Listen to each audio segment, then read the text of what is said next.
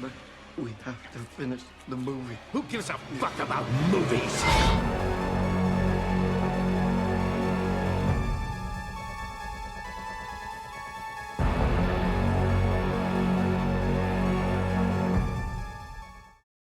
Bonjour à toutes, bonjour à tous, ici TFT, je suis très heureux de vous retrouver pour une énième vidéo coup de gueule, votre deuxième émission préférée sur la chaîne, dans laquelle on parle bien évidemment de cinéma. Aujourd'hui, comme vous avez pu le constater, nous sommes sur une double critique. Nous allons parler premièrement de Terrifier, premier du nom, et Terrifier 2. Alors à l'heure où j'enregistre ce podcast audio, je viens de terminer le visionnage de Terrifier 2. Donc on va d'abord parler du premier et ensuite du second, bien évidemment. Étrangement, je vais pas rester très longtemps sur Terrifier pour cette première partie de vidéo, messieurs, dames, suite à l'introduction bien sûr. Je vais pas rester très longtemps sur Terrifier puisque nous l'avons vu avec la communauté il y a quelques 2 semaines et demie, 3 semaines maintenant. Et il y a une question qui était souvent revenue, et puis même pareil quand on me dit en live Twitch, etc., qu'est-ce que tu penses de Terrifier, etc. et tout. J'ai longtemps pensé à la réponse, et aujourd'hui je me permets de vous dire, c'est un film maquette. Encore une fois, je vais expliquer, pour pas passer trop de temps dessus, je veux vite passer à Terrifier 2. Terrifier 1, c'est un film maquette qui, selon moi, est assez comment expliquer ? Il est assez explicite, il est assez concis pour voir dès le début où va Damien Leone dans sa façon de tourner, ses références, là où il est actuellement quand il écrit le script, qu'il fait ses prévisualisations, etc. Et ensuite où il va, c'est-à-dire qu'une fois qu'il a la caméra, il se dit ok, je vais là, je fais ce plan-là, ça va se passer comme ça, en étalonnage, je veux ça au niveau du son, au niveau de la colorimétrie, je veux ça, etc. Regardez le grain très particulier qu'a le premier Terrifier. Et franchement, je trouve très intéressant sa façon de mettre en scène le premier Terrifier. Pour celles et ceux qui voient pas de quoi je parle, on voit très bien que c'est pas une caméra ultra définition, machin, tout ça. Et alors, sincèrement, ça n'enlève en rien à la personnalité du film. Personnalité du film, parlons-en si vous voulez bien. On va parler de la personnalité du film Terrifier. Qu'est-ce qui fait que Terrifier est ce qu'il est ? Eh bien, c'est très simple. C'est un slasher qui bouscule les codes du cinéma. Alors quand je dis bouscule les codes du cinéma, c'est dans la mesure où son propos, vous savez, je vous ai souvent parlé du fait de un personnage doit être au service de son scénario et pas l'inverse. Et bien là, c'est complètement pris à contre-pied, une sorte de dichotomie totale, si vous voulez, l'exact opposé. Là, c'est Art et la violence qui sont au service du scénario. On en apprend énormément du scénario en regardant Art, en essayant de comprendre comment ce personnage fonctionne, enfin cette figure de personnage, cette caricature de personnage, cette allégorie de personnage qui est Art the Clown. Et franchement, à la fin du premier Terrifier, ce qui est bien, c'est qu'on a commencé à comprendre Art, mais qu'à la toute fin du film, et c'est là où je recoupe avec ce que j'ai dit, que Damien Leone, il sait où il va, eh bien c'est qu'à la fin, tout se chamboule, tout se bascule. On croyait connaître, ou du moins commencer à connaître Art à la fin du premier Terrifier, donc de 2016, et là tout d'un coup, revirement de situation, no spoil bien sûr, et boum. Littéralement, sans mauvais jeu de mots, messieurs, dames, vous me passerez le jeu de mots, s'il vous plaît. Donc voilà. Et c'est là où on se dit, ok, Terrifier 2, ça va envoyer du pâté. Bah tiens, d'ailleurs, en parlant de ça, je vais passer sur Terrifier 2, et là, franchement, je ne serai pas si gentil que ça, donc je vais en parler dans quelques instants, mais si, encore une fois, je me permets l'odieuse chose que, comme à chaque fois, de noter un film, franchement, le premier Terrifier, comme je le dis, c'est un film maquette en mode je sais où je vais, je sais ce que je fais, machin, et je fais du bric-à-brac, certes professionnel, j'ai pas dit autrement, c'est du bric-à-brac professionnel, et ça fonctionne. Regardez, il y a même eu une suite. Donc voilà, il y a même eu 2 suites à l'heure où je parle. On est en fin 2025 pour celles et ceux qui regarderaient cette vidéo dans le futur. Mais voilà, et franchement, Terrifier, mine de rien, il a trouvé son public. Donc comme je le disais, si je me permettais, comme à chaque fois, l'odieuse chose que d'accorder une note à ce film, le premier Terrifier, ce serait un bon 14-15, à titre bien sûr de note d'encouragement, parce que franchement, bravo Damien Leone, bravo, il a vraiment compris le principe du certes je prends à contre-pied le code de cinéma du mon personnage doit être au service de mon scénario. Là c'est le scénario qui est au service du gore et du personnage de Art, mais franchement voilà, et il a compris la règle principale du cinéma, je ne démontre pas, je ne le dis pas, je le montre à l'écran. Vous voyez ? Et ça, encore une fois, c'est rajouté avec le talent de David Howard Thornton qui joue Art the Clown, bien sûr, dans le sens où, oui, clairement, c'est bien de démontrer à l'écran. Mais à la fin, retournement de situation et on se fait avoir. Donc franchement, un bon gros 14-15 parce que, waouh, même du début à la fin, certes le film est gore, certes le film est immoral et certes le film est définitivement pas à mettre entre toutes les mains, mais clairement, ouais, pour un premier coup de boule dans l'industrie du cinéma, nom de Dieu, Terrifier, félicitations. On passe à Terrifier 2 du coup. Donc voilà, on passe à Terrifier 2, et comme je le disais, mesdames, mesdemoiselles et messieurs, bien sûr, Terrifier 2, je viens de terminer le visionnage, et franchement, je le trouve vraiment too much. Alors vous allez me dire, bah, TFT, tu savais dans quoi tu t'engageais quand tu lançais Terrifier 2, tu savais qu'il allait être plus extrême que le deuxième, que le premier, pardon. Oui, c'est tout à fait vrai, mais il y a une chose qui me dérange, la violence qui est gratuite. Par exemple, en gros, la violence, c'est comme, je l'ai déjà dit, c'est comme le fantastique, c'est comme l'érotisme, c'est comme les effets numériques, c'est-à-dire faits par ordinateur, c'est comme les effets pratiques. S'il y en a, ça va, s'il y en a pas assez, ça fait bizarre, et s'il y en a trop, c'est l'overdose. Bah là, c'est exactement la même chose. Pourquoi ? En fait, c'est ça qui me dérange, c'est que dans Terrifier 2, à 2 moments, voire un peu plus, si je fais ma sale gueule, à 2 moments, Art torture 2 personnes. Il prend son temps pour torturer 2 personnes. La scène imbuvable de la chambre à coucher, là, avec l'ami de Sienna. Pourquoi ? À part le shock value ? En fait, vous allez me dire, oui, mais dans le premier Terrifier, il le fait aussi. Oui, mais il le fait qu'avec une personne, pour le shock value. On arrive dans Terrifier 2, pourquoi faire du... Enfin, je vais pas dire du torture porn parce que c'est un peu poussé, mais pourquoi faire cette scène-là de manière extrême ? On sait de quoi est capable Art the Clown. C'est juste pour le shock value ? C'est juste pour dégoûter ? C'est juste pour... Oui, bah il le fera bien assez à la fin du film. Pourquoi juste cette scène-là ? Ou du moins, pourquoi autant de longueur ? Enfin... Voilà, donc ça c'est l'une des scènes, donc la scène de la chambre à coucher, vous savez très bien de quelle scène je parle, bien sûr, gros sel Javel, je le disais à l'époque de ma première chaîne YouTube, gros sel Javel, vous savez très bien de quelle scène je parle. Mais je veux dire, c'est bizarre, parce que Art a été établi depuis le premier épisode. Je vais me permettre de faire une comparaison très très rapide avec un diptyque de films dont j'ai absolument jamais parlé sur cette chaîne. Je sais pas si je vous ai déjà parlé de Halloween de 2007 et Halloween 2 de 2009 de Rob Zombie. Donc la temporalité RZ, comme on appelle la temporalité Rob Zombie. Quand on voit Michael Myers à la fin du premier Halloween de 2007, c'est pas du tout la même personnalité qu'on aura dans Halloween 2. Rob Zombie a réécrit Michael Myers entre deux. Donc le Michael Myers que tout le monde appelle le hobo Michael Myers, donc c'est-à-dire le Michael Myers clodo, alors j'aime pas ce terme-là, mais le hobo Michael Myers, c'est la traduction littérale, je vous prie de m'en excuser, il est différent. Il ne stalke plus, il ne prend plus son temps, il te fonce sur la gueule, il te tue, il te déchiquette.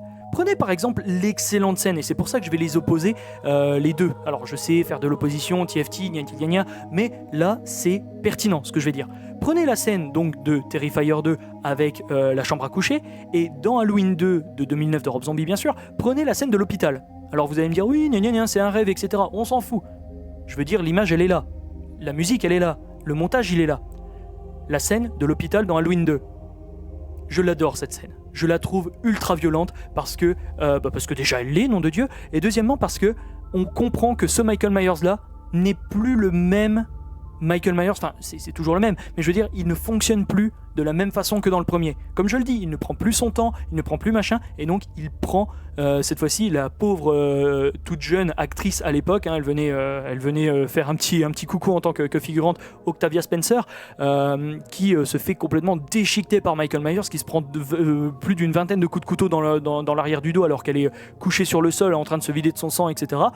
Oui, là, putain, oui, là je dis oui, j'approuve cette scène-là. C'est pour démontrer la violence du personnage. Je ne suis plus le même Michael Myers, je ne fonctionne plus pareil que le film précédent. Donc, qu'est-ce qui se passe ? Oui, je réinstaure une nouvelle brutalité, en plus avec un Michael Myers qui cette fois-ci n'est plus silencieux quand il tue, mais qui grogne quand il tue, il fait ah, ah, ah. Oui, bonjour les voisins à cette heure-là, mais voilà, vous voyez ce que je veux dire. Il frappe à grands coups de poignard et il grogne en tuant. Chose que les autres Michael Myers, les autres itérations de Michael Myers ne font pas. Michael Myers est un tueur silencieux. Rien que ça, enfin je parle des autres temporalités, mais je reprends, rien que ça, c'est juste pour dire, cette fois-ci je suis une bête sauvage, je suis une bête acharnée, je ne suis plus le mec qui prend son temps et qui stalk, comme dans le premier. Voilà, donc là c'est exactement pareil. Pourquoi je reviens donc à Terrifier, messieurs dames, Terrifier 2, pourquoi avoir refait une scène beaucoup trop gore? Voilà. Pareil, une autre chose, instauration dans ce film d'un côté très paranormal, on va dire entre guillemets, enfin du moins paranormal ou du moins déifié dans l'univers de Terrifier. On commence à comprendre que Art est un pseudo-démon, j'imagine, à l'époque. Et je parle en omettant totalement les éléments scénaristiques de Terrifier 3. À l'époque, en 2022, quand Terrifier 2 sort, personne ne sait ce qui se passe en fait au niveau de Art, mais on commence à comprendre. Soit c'est un démon, soit il travaille pour un démon. Enfin, il travaille en conjointement avec un démon. Du coup, la Little Pale Girl, la petite fille pâle, j'imagine, la petite fille blanche, j'imagine, je sais pas du tout comment il l'appelle en français, enfin bref, la Little Pale Girl, la petite fille pâle, bonjour le Québec, que je salue encore une fois de manière totale et sans aucune condition. Voilà, c'est clairement à ce moment-là où tu te dis, ok, la fin de Terrifier 2 arrive à se réinventer et à nous choquer de nouveau en nous faisant une toute dernière révélation avant le cut final. Et bien avant la scène mid-générique, bien sûr, je vous vois venir. Mais voilà, à la fin de Terrifier 2, tu te dis, oh putain, Art est un démon, oh putain, ou du moins il travaille avec un démon. Voilà, donc ça permet de choquer, ça permet de choquer, mais en mode shock value, un shock value de tout ce que l'on a cru depuis le début. C'est pas forcément le cas. Ça veut dire que oh putain, mais dans Terrifier 1, Art était aussi un démon. Ah mais ça on l'aurait pas vu venir. Ah si, peut-être avec la scène de la morgue à la fin, avec les lumières qui crépitent, etc. Oui, d'accord, mais voilà. Donc au niveau de Terrifier 2, jusque là il n'y a pas de problème. Je trouve très sincèrement que Lorraine Lavera, joue très très bien Sienna, bien sûr, c'est vraiment très très bon. Par contre, encore une fois, j'ai un problème avec ce genre de cast. Les personnages autour de Sienna, qui sont tous soit cons, soit détestables, soit les deux. Waouh. Par exemple, un exemple con, sans spoiler, mais le personnage de Brooke. Sans déconner. Au début, tu te dis, bon, elle est maladroite avec sa pote, elle essaye de désamorcer la situation en faisant des blagues, etc. Bon, tu te dis, why not, tu vois, pourquoi pas, elle est maladroite, ça arrive, hein. La personne derrière TFT, je suis ce genre de personne, hein. Dès qu'il y a un truc qui arrive, je fais, qu'est-ce qui se passe, il y a quelqu'un qui chiale ou quoi? Voilà, parce que je suis maladroit socialement. Mais là, on parle de personnages fictifs, vous avez le temps de les écrire, vos personnages. Ça n'en fait pas un personnage détestable pour autant. Mais par contre, le point déterminant, c'est quand Sienna, malgré tout ce qui vient d'arriver, etc., malgré que sa mère ait du mal à gérer son frère, que son frère parte un peu en steak, etc., tout ça, elle va à la soirée et sa pote lui dit « Oh là là, j'ai vu que t'allais pas bien, j'ai mis de l'arc-en-ciel. YouTube, be nice. J'ai mis de l'arc-en-ciel dans ton verre pour que tu te sentes mieux. » À quel moment c'est une pote? Je veux bien que tu sois awkward, mais voilà, je parle en connaissance de cause, hein, je viens de vous le dire. Moi, socialement, je suis awkward et je parle du personnage, de la personne derrière le personnage de TFT. Je suis awkward, moi. Bon, maintenant, je reprends TFT. Hein, on n'est pas là pour se la jouer psy. On parle pas de ma gueule, on parle du film. Mais je veux dire, voilà, si c'est vraiment des potes, mais pourquoi tu fais ça? Pourquoi t'as mis de l'arc-en-ciel dans son verre? Tu savais très bien que ça allait pas bien se passer. Voilà, donc à partir de ce moment-là, mais c'est exactement la même chose. Du coup, on s'en fout de toi. Parce que t'es un personnage fictif qui vient de passer de maladroit à détestable. Bah, dommage. Voilà, pareil, un soupçon, comme je dis, personnage con. Alors, je parle pas de la mère de famille qui est très maladroite et qui croit que la violence ou la volonté de s'affirmer vocalement auprès de ses enfants, donc du coup Sienna et son petit frère, ça va faire en sorte que tous les soucis de famille, etc. vont se régler, ce qui n'est pas le cas. Ça, c'est un personnage maladroit, mais qui essaye de bien faire. C'est pour ça que la mère est un personnage, certes violent verbalement, mais c'est un personnage qui essaye de bien faire. Elle est adorable. Elle essaye de faire en sorte que le peu de membres restants de cette famille restent soudés, et elle n'y arrive pas. C'est dommage, mais voilà.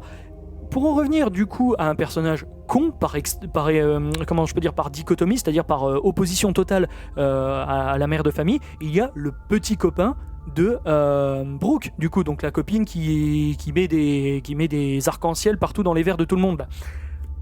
Le petit copain dit à Brooke, parce que du coup ils sont ensemble, il dit elle est chelou ta pote là, machin et tout, et du coup Brooke nous fait de l'exposition, très bien amené, il y a pas de problème, en mode oui c'était il y a 6 mois, le père de Sienna et de son frère, machin, tout ça. Elle nous fait de l'exposition pendant 2 minutes. Pas de problème, j'ai aucun problème avec ça si c'est bien amené ou si c'est intéressant. Bah là c'était le cas. Donc le copain dit putain sérieux, tu m'étonnes que ta pote aille mal, etc. Et 2 secondes après il dit bon, on se fait de la farine ? YouTube, be nice. Bah voilà, qu'est-ce qu'il fait ? Il sort un rail de farine. Merci YouTube. Ben voilà, et je suis là, je fais mais t'es con ? Tu viens de laisser une meuf complètement seule dans un endroit avec un soi-disant son petit frère qui va pas bien, etc. et tout, et vous avez supposé, vous l'avez entendu parler comme quoi il y aura un tueur dans le coin, etc. Et tous les deux, alors ouais, vous êtes tous défoncés à cause de l'arc-en-ciel et de la farine, YouTube. Et même ça, vous allez pas au moins lui courir après ? Pour la soutenir, pour machin ? Au secours ? Enfin, au secours ? Sans déconner. Bon, enfin bref, donc voilà, on parle de personnages fictifs, donc je pourrais en parler pendant des heures, mais il n'y a pas de cast sympathique. Alors, est-ce que c'est pour mettre l'emphase sur Sienna et son frère, Jonathan ? Pourquoi pas ? Mais à ce compte-là, donner un personnage sympa à suivre dès le début. Voilà. Alors là, vous allez me dire, oui, bah du coup, TFT, tu te tires une balle dans le pied, puisque tu vas nous reparler du coup de la pote de Sienna qui, elle, était vraiment là pour elle, celle qui doute au début, celle qui se fera massacrer dans sa chambre, c'est ce que je disais tout à l'heure en opposant à Halloween 2, mais voilà, ça c'est un personnage qui est intéressant, c'est pour ça que son meurtre est d'autant plus tragique et trash, parce que certes, comme je le disais, elle doutait un petit peu de Sienna au début du film, mais voilà, elle lui dit mais comment ça se fait, t'as éteint tes bougies, comment ça se fait que ta piole a pris feu, tout ça, voilà, c'est un personnage qui, oui, d'accord, mais vous l'exploitez assez mal, en fait, et on n'a pas le temps assez de s'attacher à elle pour, voilà, même rien qu'un dialogue en mode, un dialogue con, ils auraient rajouté peut-être une vingtaine de secondes, chant contre chant, avec tu sais que j'étais là le jour de l'enterrement de ton père, eh bien, je suis toujours là pour toi, je sais que c'est dur ce que tu traverses, mais j'aimerais bien rester à tes côtés. Voilà, juste une phrase en plus, enfin un échange, et que Sienna lui dise « Oh merci d'être là, t'es vraiment ma meilleure amie, etc. Je t'aime très fort depuis qu'on est toutes petites toutes les deux, etc. » Rien que ça aurait vraiment accentué. Là, le personnage, du coup, qui se fait salir, il n'y a pas d'autre terme, dans sa chambre par Hart, du coup, qui en fait un shish kebab vivant avec la javel et le gros sel, etc. Clairement, t'as pas le temps de t'attacher à elle.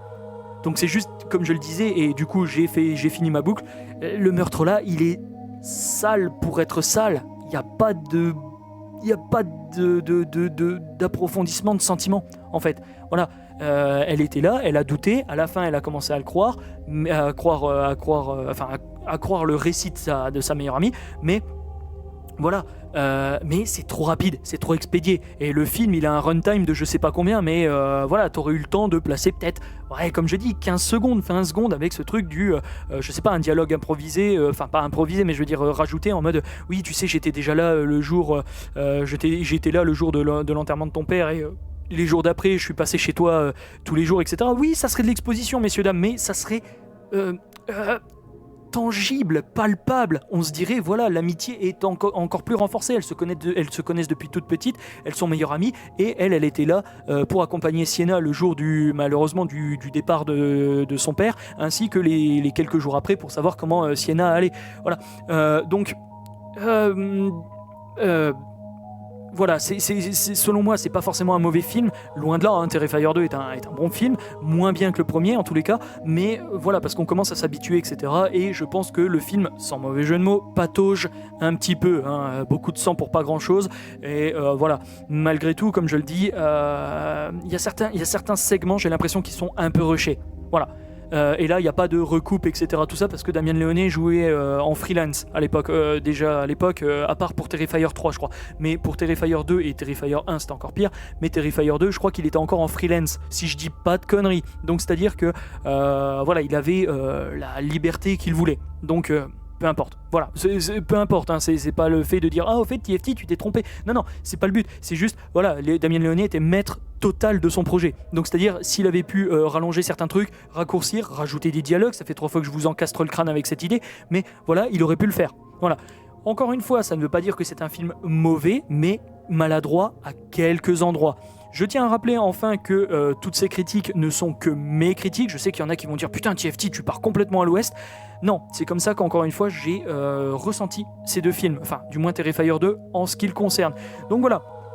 Encore une fois, si là par contre Terrifier 1, comme je le disais, est culminé à 14-15, là on va descendre un petit peu, pas drastiquement non plus, messieurs dames, je ne suis pas un boucher sanguinaire, mais voilà, on va le mettre peut-être à 12-13, voilà, 12-13, on n'est pas si loin de 14-15, c'est vraiment je pinaille comme pas possible, mais encore une fois, je trouve que certains personnages sont vraiment sous-exploités, ou alors sont complètement cons, et ou complètement détestable. Donc voilà, il n'y a pas de self-awareness en mode putain mais t'as laissé ta pote toute seule et tout. Bah non, à la place on a du oh là là, tu m'étonnes qu'elle soit cinglée. Bon allez, on se fait un coup de farine.